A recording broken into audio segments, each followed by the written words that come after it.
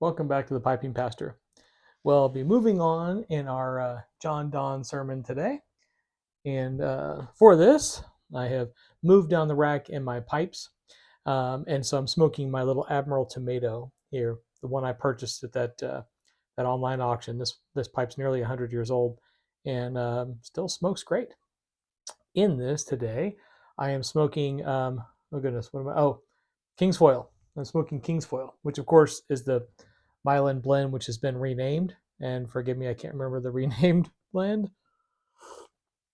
Kings Road, I think that's what it is. Kings Road. It's a Kentucky blend, if I'm not mistaken. But I was waffling back and forth. I was like, Kingsfoil or Joe's blend. What am I in the mood for today? So I think I settled on the Kingsfoil. But I mentioned doing the rotation because I've talked about this before. I don't dedicate a specific pipe to a specific blend, apart from International Pipe Smoking Day, when I have my Scottish Freehand and I smoke my Balkan mixture from the Sager and Snuff in London, the special pipe and the special tobacco I put away for that day. But apart from that, I kind of like just pick whatever I like and then whatever I want to smoke it in. But then I was like, you know what? That's how I get into that situation where, you know, I have to do all the pipes, clean up all the pipes at once, like I did a few weeks ago, because I'll use the different pipes and I'll move around and be like, oh, I got to clean this one. Oh, I'll just grab that one instead. And then it ends up all my pipes get dirty to the point where then y'all need a deep clean all at once. So I have decided that I'm going to lean on public wisdom, I guess, when it comes to pipe rotation somewhat, and just keep it a bit more systematic. This way, I'll have a couple of pipes that I'll smoke out of until the point where they need a deep clean. Then I'll deep clean them, set them aside, and move on to the next two pipes. So I only have to deep clean two pipes at a time. So we'll see how that works. I don't know. I'll probably still grab a random pipe every now and then, but I will endeavor to be systematic with it. I'll let you know how that goes. So, in today, we are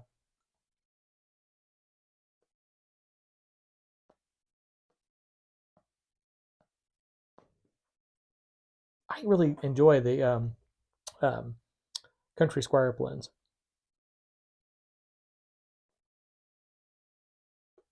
A lot of people say they're too mild or they're not punchy enough.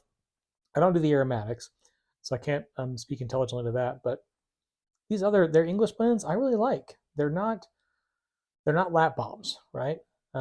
Which I really enjoy Latakia. Um, but I think they're really nice, complex, and I think they have a lot to them. So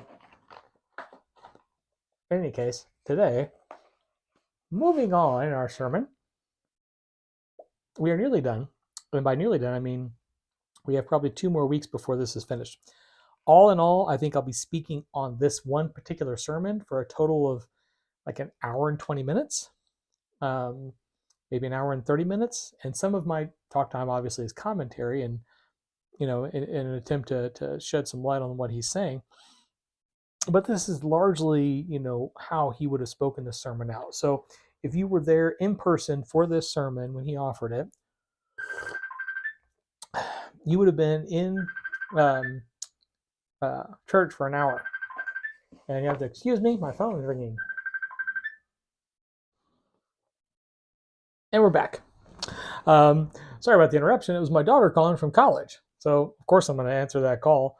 Um, she was just having a wee chat about some stuff going on. And it really warms my heart as a father that she still calls to talk. She's not too terribly busy with her friends and her school and stuff to check in with dad every once in a while. So, and it's always good to see her and her cat. Uh, she and her roommate got a cat. I'm allergic to cats and dogs, unfortunately, because I love dogs. Um, so she never got to have those animals when she was growing up. So she was in college all of about 6 weeks before they went and adopted a cat from the Humane Society. So anyway, on we go. So still in the same verse. Again, remember this entire sermon, the entire whatever hour and a half sermon that you would have been listening to in church is all on one verse. To give you an example, a comparative example, typically when I preach, I do about a 25-minute sermon, and that can have 4 or 5 verses in it. Sometimes maybe even a bit more, depending on what I'm talking about. And here he's spending like an hour and a half on one. So, but here we are at this. As the glass which we spoke of before was proposed to the sense, so that we might see God, that is, that there is a God. This enigma that is spoken of now, this dark similitude and comparison, is proposed to our faith, insofar we know God, that is, believe in God in this life, by dark representations and illusions. So, first of all, note the way that he's speaking. Newspapers today, they're all online for the most part, but they're written at a 5th grade reading level.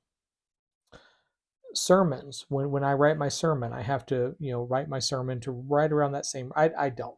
I should. I don't really write my sermons to right around a 5th grade reading level either, but that's typically when you put something out publicly, that's generally speaking what they tell you to write to, because that's what most people can easily comprehend, can easily understand.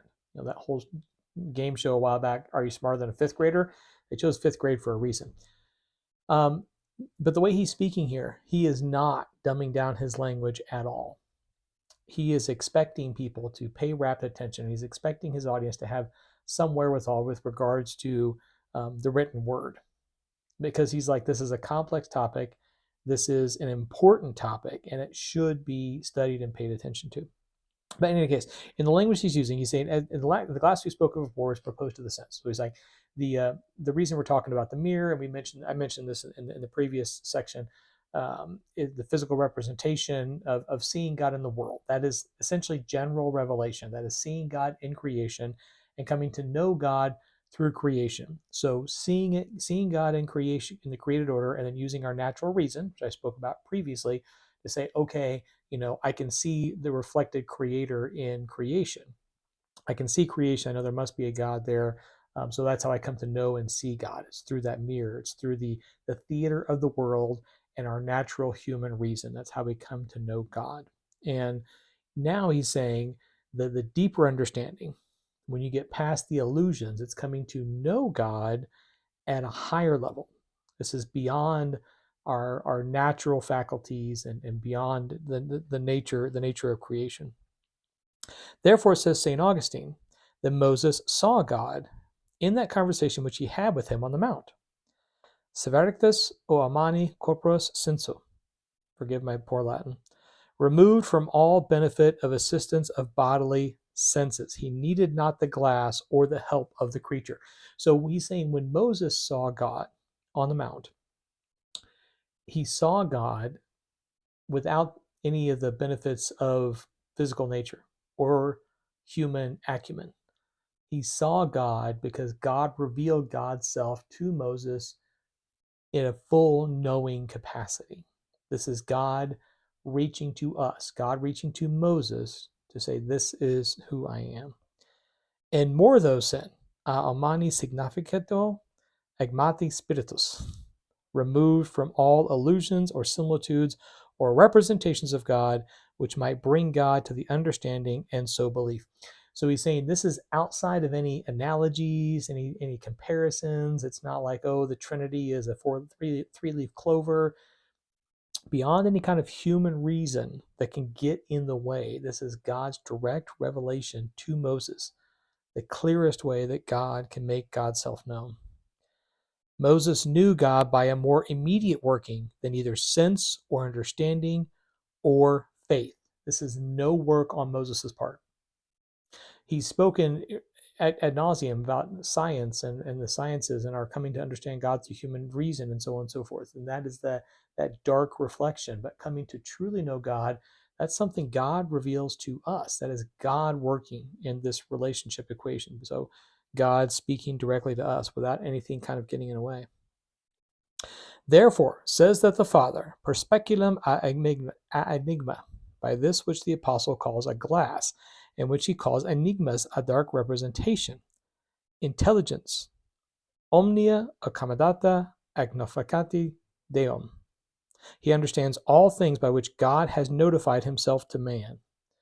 He comes to know things because God has shown them to him. This is not us looking and seeing God. And see, the reason he's making this turn here, because up until this point in this sermon, he's talking about us looking in a glass, right? Us seeing the reflection, us.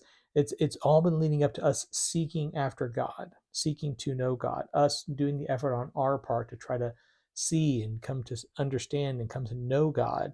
And he's saying all that is great, and it gives you similitudes, it gives you analogies, it gives you an image, it gives you a darker image, but that true knowledge of God that you get, being part of the kingdom of God and so forth, that comes from God and can only come from God. By the glass, by his reason, by the enigma to his faith, and so this knowing of God by way of believing in him. As for seeing him, our theater was the world, the creature was our glass, and reason was our light. He's like, that's how we come to know God on our own effort, but the true knowledge of God comes from the Lord. And then he goes back into our reasoning here. Our academy to learn this knowledge is the church. Our medium is the ordinance and the institution of Christ in his church, and our light is the light of faith in the application of those ordinances in that church. So he's saying not only is it just us are doing our reason, trying to figure stuff out. There are rules, there are strictures, there are things in place. The church, the ordinances, so on and so forth. We can't just willy nilly say, okay, yes, okay, oh, we see God, we know God, right? We see God in nature, we come to know God in nature. But if we're going to seek after that specific knowledge, then it needs to come through corporate worship and the church and so on and so forth. It doesn't mean that that's exclusively how that happens, right? It just means that our reason comes to a point, and the point is the church and the academy, where our knowledge comes to a head, right? We can start with general revelation, just walking in the woods and experiencing God and so on and so forth, but our human knowledge has to come to a point at somewhere.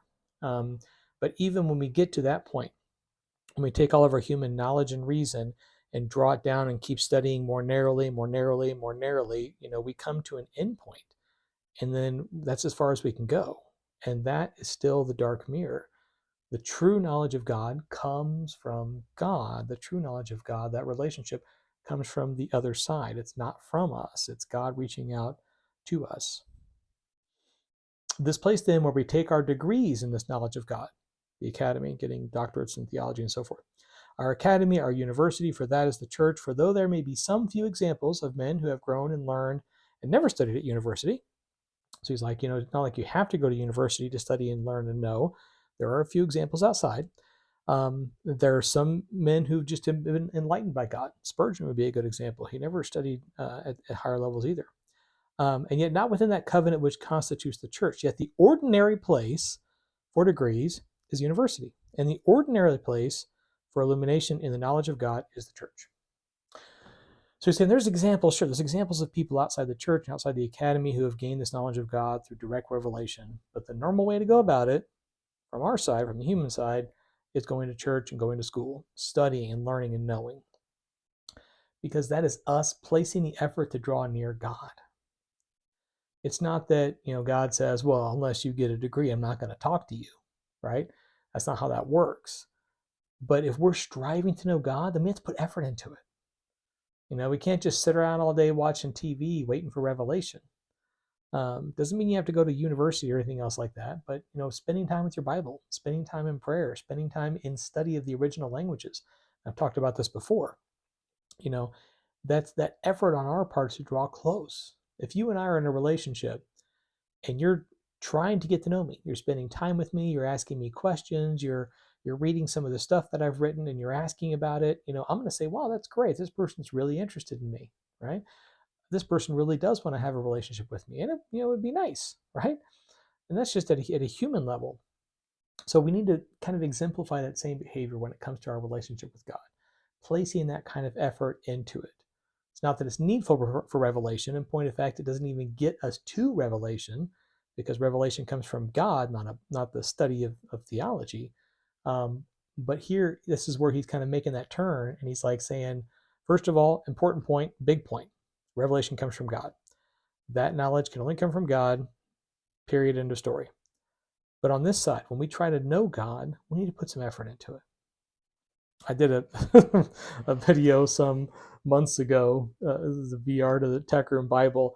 And I got a lot of comments on that. He has a lot of fans. And they took my video completely out of context. And they, even though I started the video with several warnings about what I was saying and what I was trying to get across, but nonetheless, they were offended and they didn't understand. They didn't get it. And that's what the comments stemmed from.